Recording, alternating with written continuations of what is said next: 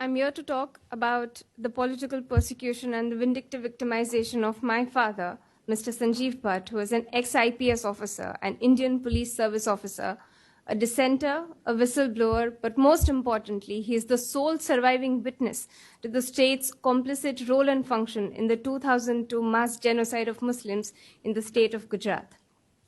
2002 perhaps marked one of the darkest phases in the history of India.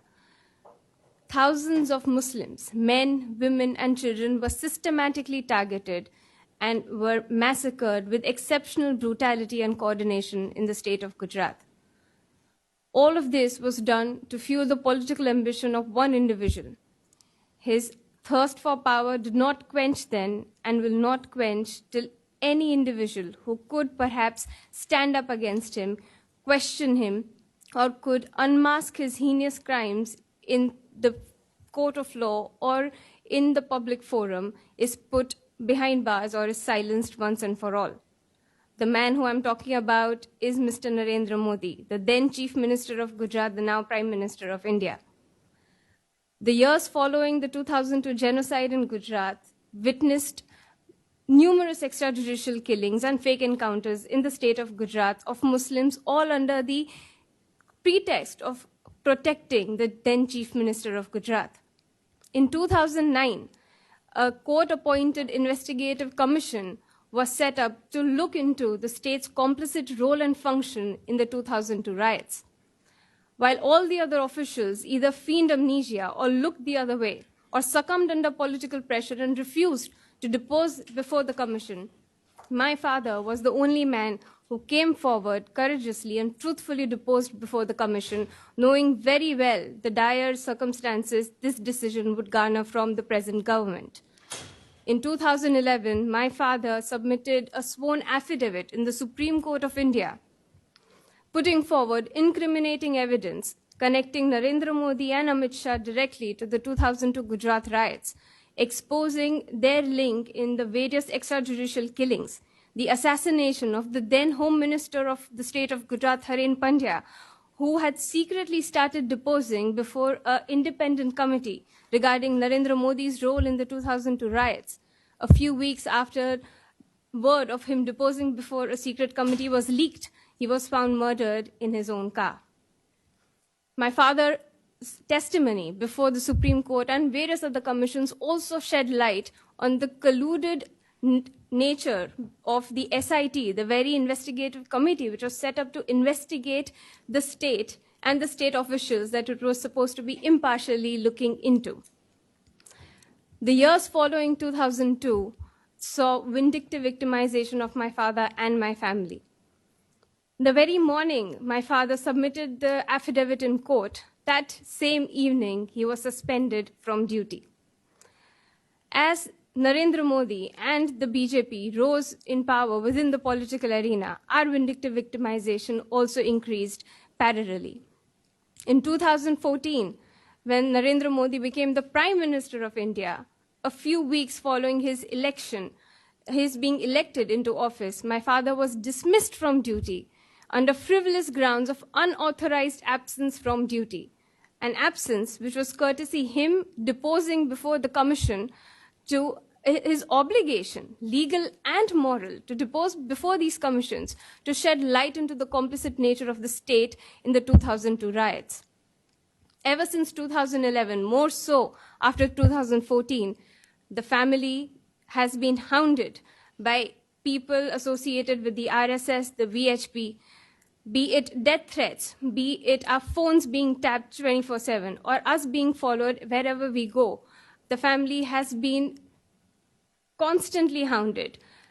All means have been tried to suppress my father's voice and to bury his resolve to fight this regime, to be the voice of all the thousands of victims who suffered at the hands of this regime.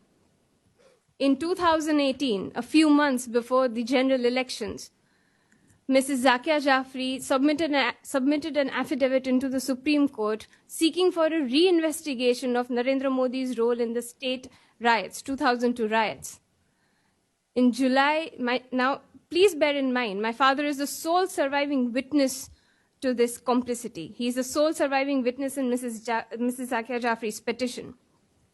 In July 2018, the state withdrew our security, a security which the Supreme Court of India, after having conducted a survey of threat on the family, had directly directed the state to protect the family by giving them a Y category security, which is a very high level security.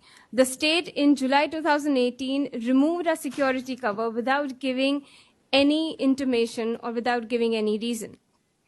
In August 2018, while the family was still in the house, they came and they bulldozed our house and broke it down. In September, 5th of September 2018, they came and they took away my father in the wee hours of the morning to question him in a 30-year-old dormant case, a case which had been investigated and had been stayed by the Supreme Court, only and only to finally tie the last link that can perhaps link Narendra Modi to the 2002 riots. Ever since September 2018, it has been 15 months and my father has been languishing in jail. His only crime that he did not buckle under any political pressure, that he dared to stand up against this political regime, and that he dared to fight for the thousands who were victimized by this politics of hate and violence. Since September 2018, we have been running from pillar to post within the judiciary to seek for a fair trial, to seek for justice. Either the judges recuse themselves from hearing the case or would just not take it before their bench under immense political pressure. In June 2019, a lower sessions court in India, sentenced my father to life imprisonment for an alleged case of custodial death. Now let me shed some light into this case of custodial death. The deceased was never arrested by my father. This is an incident of the year 1990, when 133 rioters were arrested by a local police in a district in Gujarat. The deceased was part of the contingent of those 133 rioters who were burning Muslim houses and who were trying to destroy mosques after the demolition of the Babri Masjid. The deceased was never in the custody of my father. The deceased was never arrested by my father. The deceased died 18 days after being out of police custody. All of his forensic reports, all of his medical reports, his histopathological reports, all of them say that there is absolutely no indication of internal or external injuries, that there are no indications of any internal or external trauma or grievances, that this death is not death by torture. Yet, without taking any of these evidences in cognizance, without letting us call in a single defense witness, without letting us cross-examine any prosecution witness, the lower sessions court in the state of Gujarat convicted my father for a crime he did not commit and sentenced him to life imprisonment. There cannot be a more blatant example of vindictive victimization by this regime to silence any voice that can perhaps tie them to the heinous crimes that they have committed. For years now, this regime has been systematically orchestrating crimes of hate, violence, and have been getting away with it. The entire system, the 4 pillars of our democracy, at this point in time are completely subverted and have collapsed. It is now more than ever that all the people who have, at great personal and professional cost, have defended all of these victims. It is now more than ever that all of these people who have relentlessly been the voice and who have defended all of these victims of hate and violence, who are now being politically persecuted, should be defended. It is extremely important that now, when the defenders are being victimized, that we stand by them and we defend the defenders. I know a lot of people say that, yeah, it is happening in India, but we are in a different country. It is no more about countries or no more about boundaries. It becomes our moral responsibility as concerned and aware citizens of the world that when we see signs of fascism re-erupting in the world, that we call it out, that we raise our voices and we try to curb it, lest we let history repeat itself. It is no more about my country or yours. It is about justice. It is about basic civil liberty. It is about basic civil liberties, and it is about basic human rights. Thank you.